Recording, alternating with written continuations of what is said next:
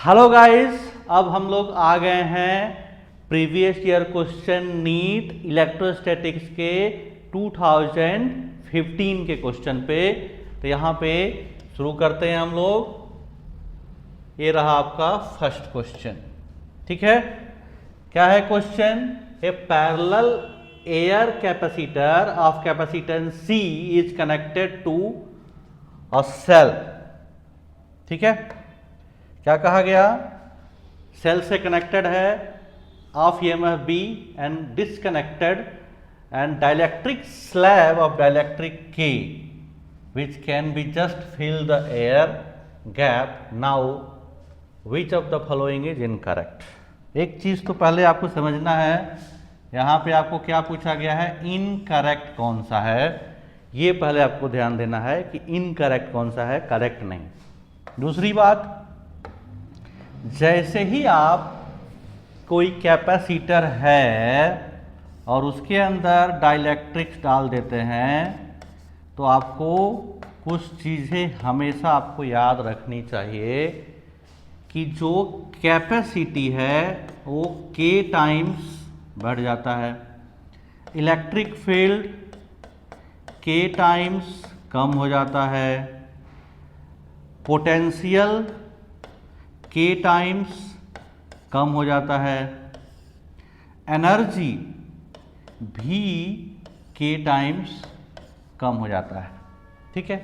ये बात समझ में आया? ये चीज़ हम लोग ऑलरेडी डराइव किए हुए हैं, ये रिजल्ट आपको पता होना चाहिए, ये चीज़ आपको याद रखना पड़ेगा ताकि आपको बार बार क्वेश्चन में परेशानी ना हो, ठीक है।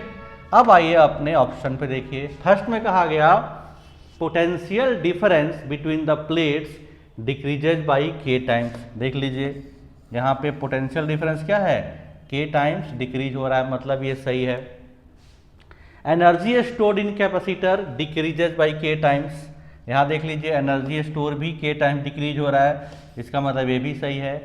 The change in energy stored is, अब देखिए इनिशियल एनर्जी क्या होता है, हाफ CV स्क्वायर, और बाद में जो हुआ मैंने क्या कहा कि K टाइम्स कम हो जाएगा, ठीक है। तो चेंज क्या हुआ, चेंज क्या हुआ, आप UI माइनस UF कर दीजिए, ठीक है। ये क्या लिखा हुआ है, half CV square upon K, तो ये पूरा पूरा कॉमन आ जाएगा, हाफ CV स्क्वायर, और यहाँ बच जाएगा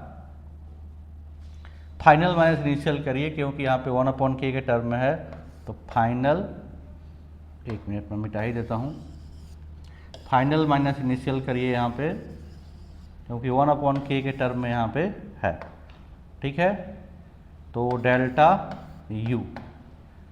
U final minus U initial, U final क्या है 1/K टाइम्स है, तो half CV square, U final से कॉमन आ गया और यहाँ पे K आ गया माइनस ये हाफ CV स्क्वायर आ गया, तो यहाँ पे देख लीजिए half CV square 1/K minus 1, ये वाला भी आपका सही है। तो गलत कौन सा है, देखिए charge on the capacitor not conserved, ये वाला चीज गलत है। इसका मतलब इस क्वेश्चन का जो आंसर होगा वो होगा फोर्थ पार्ट, ठीक है। अच्छा सा क्वेश्चन था, आपको अगर डेटा याद है तो डायरेक्ट आप इस क्वेश्चन को कर सकते थे, ठीक है। अब आ जाइए नेक्स्ट क्वेश्चन पे। नेक्स्ट क्वेश्चन भी आसान सा क्वेश्चन है। क्या कहा गया है, dielectric field in region is radially दिया हुआ है, charge contained in a sphere. अब एक बात बताइए, स्फेयर है तो इसके अंदर कितना चार्ज होगा, इसका रेडियस क्या है A। तो सबसे पहले तो आप फ्लक्स निकाल लीजिए, फ्लक्स क्या हो जाएगा, E इंटू सरफेस एरिया, ये हो गया 4πA स्क्वायर, और पूरे का निकालना है तो E की वैल्यू क्या हो जाएगी, यहाँ पे R पे डिपेंड कर रहा है, तो ये हो गया A इंटू A और फिर 4πA स्क्वायर, ठीक है। अब ये फ्लक्स क्या होता है, Q अपॉन एप्सिलॉन नॉट, तो यहाँ से आप Q निकाल सकते हैं, तो ये इसी में क्या हो जाएगा, epsilon naught into phi, phi आपने यहाँ निकाला हुआ है तो इसको मल्टीप्लाई कर दीजिए, तो ये हो गया एप्सिलॉन नॉट ए, एक minute, epsilon not a 4 pi A square. अब इसको एक साथ सजा दीजिए ताकि ऑप्शन मिल जाए। देखिए 4 पाई एप्सिलॉन नॉट लिखा हुआ है, 4 पाई एप्सिलॉन नॉट लिखा हुआ है, ए लिखा हुआ है, ठीक है, यहाँ पे था ना ए भी है इसमें, तो ये आ गया ए और फिर ए क्यू, ठीक है।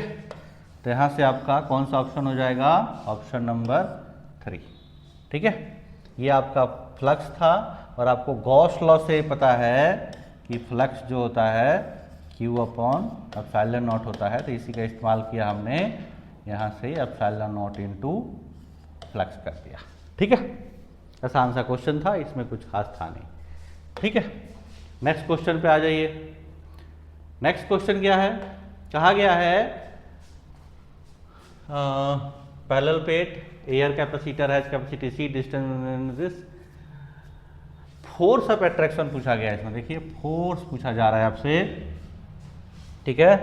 तो फोर्स क्या होता है आपको पता है कि अगर ये कैपेसिटर है तो इस प्लेट के ऊपर जो इलेक्ट्रिक फील्ड होगा वो क्या होगा, सिग्मा अपॉन 2 एप्सिलॉन नॉट, या इसके वजह से इस फील्ड पे जो होगा सिग्मा अपॉन 2 एप्सिलॉन नॉट, इसके पास भी सिग्मा अपॉन 2 एप्सिलॉन नॉट होगा, ठीक है। अब सिग्मा की देखिए ई की वैल्यू एक प्लेट के ऊपर जो फील्ड, ऐसे लिखेंगे फील्ड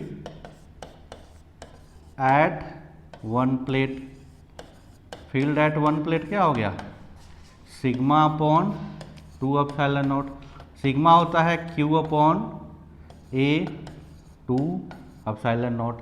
अब आपको फोर्स चाहिए तो फोर्स क्या हो जाएगा, Q इंटू ई, तो ये Q से मल्टीप्लाई हो गया तो आ गया Q square upon 2a epsilon not. लेकिन इस टर्म में दिया नहीं हुआ है, देखिए यहाँ पे C और V के टर्म में दिए हुआ है, तो आप लिख दीजिए Q को, Q होता है CV, आपको पता है कि जो Q है क्या होता है, CV होता है, तो रख दीजिए वैल्यू, तो हो जाएगा C square V square upon 2a epsilon not, ठीक है।